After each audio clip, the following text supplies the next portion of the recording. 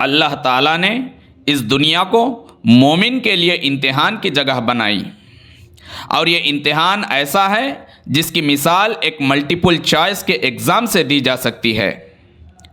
اس دنیا میں ہمارا امتحان ملٹیپل چوائس جیسا ہے، اور یہ ملٹیپل چوائس کے امتحان میں صرف ایک آپشن صحیح ہوتا ہے، ایک آپشن سچا ہوتا ہے، اور باقی کے سارے آپشنز غلط ہوتے ہیں۔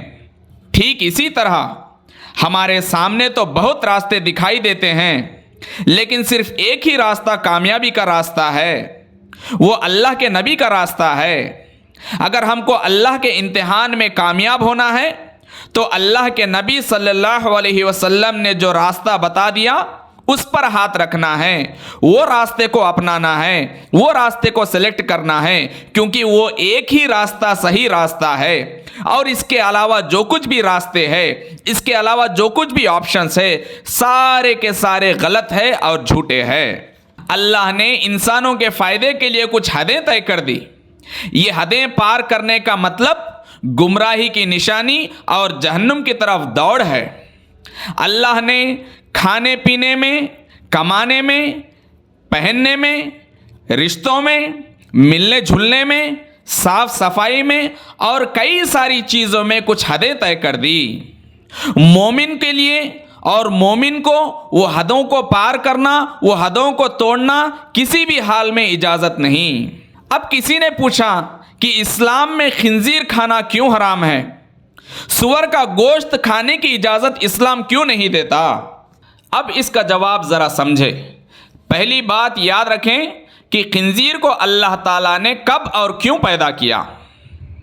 جب نوح علیہ السلام کی قوم پر عذاب کا وقت آ گیا تو اللہ تعالیٰ کی طرف سے نوح علیہ السلام اور ان کی قوم والوں کو حکم ہوا کہ ایک کشتی، ایک پانی کی جہاز کو بنایا جائے۔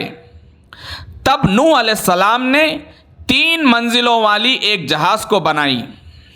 ایک منزل انسانوں کے لیے، دوسری منزل جانوروں کے لیے، اور تیسری منزل کھانے پینے کا سامان اور اپنی ضرورت کی چیزوں کو رکھنے کے لیے بنائی۔ تو کچھ دن بعد ایسا ہوا کہ جہاز میں جو جانور تھے غلاظت کرنے لگے۔ وہ غلاظت کی وجہ سے گندی بدبو آنے لگی۔ لوگوں نے نوح علیہ السلام سے اس کے بارے میں کچھ حل نکالنے کے لیے پوچھا۔ نوح علیہ السلام نے جب اللہ تعالیٰ سے دعا مانگی تو جب اللہ تعالیٰ کے حکم سے ہاتھی جو اسی جہاز میں موجود تھا، اللہ کے حکم سے ہاتھی کے پیچھے کے حصے سے دم کے نیچے سے ایک جانور پیدا ہوا، اور وہ جانور ہی خنزیر ہے۔ اور جب یہ جانور باہر نکل کر آ گیا تو ساری غلاظت جو وہاں پر موجود تھی اس کو کھا گیا۔ اللہ نے یہ جانور کو غلاظت کی صفائی کے لیے پیدا کیا۔ یہ جانور کا رزق ہی گندگی اور غلاظت میں ہے۔ اب ظاہری بات ہے، سائنس کی بھی بات ہے کہ ہم جو کھاتے ہیں اس میں کچھ پروٹینز، وٹامنز، فیٹ، منرلز موجود ہوتے ہیں، اور جن چیزوں کو ہم کھاتے ہیں وہ چیزوں میں جو کچھ بھی موجود ہوتا ہے جیسے پروٹینز، وٹامنز، فیٹس، وہ ساری کی ساری چیزیں ہمارے جسم میں بھی آ جاتے ہیں۔ کوئی انسان خنزیر کو کھا رہا ہے تو ظاہری بات اور لاجک یہ بھی ہے، خنزیر کے پیٹ میں جو گیا اور اس کے جسم میں جو رکا وہ اپنی ہی غلاظت ہے اور دوسرے جانوروں کی ناپاکی ہے۔ تو اگر کوئی انسان خنزیر کو کھا رہا ہے تو وہ ایسا ہوا کہ خود وہ اپنی غلاظت کو یا دوسرے جانوروں کی غلاظت کو کھا رہا ہے۔ اور اسی طریقے سے یہ ایک وجہ ہے کہ خنزیر کو کھانا حرام کر دیا گیا، اور یہ وجہ کے علاوہ دوسرے اور 1-2 ریزنز ہے۔ اور وہ کیا ہے؟ دوسرا ریزن یہ بھی ہے کہ خنزیر کے گوشت کو کھانے سے انسان کے اندر بے حیائی اور بے شرمی پیدا ہو جاتی ہے، بے حیائی اور بے شرمی بڑھ جاتی ہے۔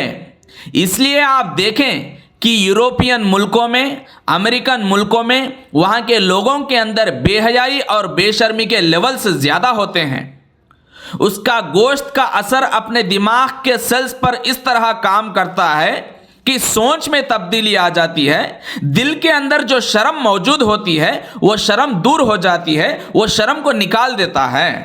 اور ایک وجہ یہ بھی ہے کہ خنزیر کا گوشت کھانے سے مرد مردود بن جاتا ہے۔ مردود مرد اسے کہتے ہیں جو اپنی بیوی کو دوسروں کے ساتھ دیکھ کر بھی محبت کے جذبات میں نہیں آتا۔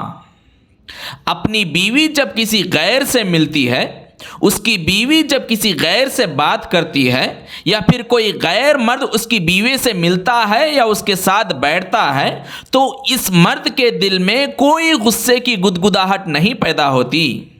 ایسے مردوں کو مردود کہتے ہیں۔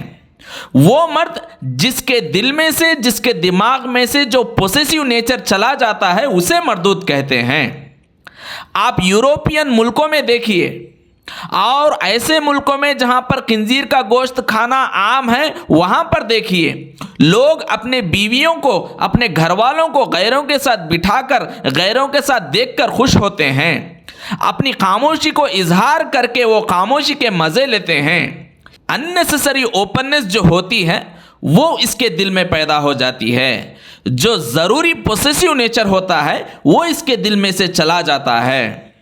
اسی لیے یہ بھی ایک وجہ ہے کہ خنزیر کا گوشت کھانا سخت حرام ہے۔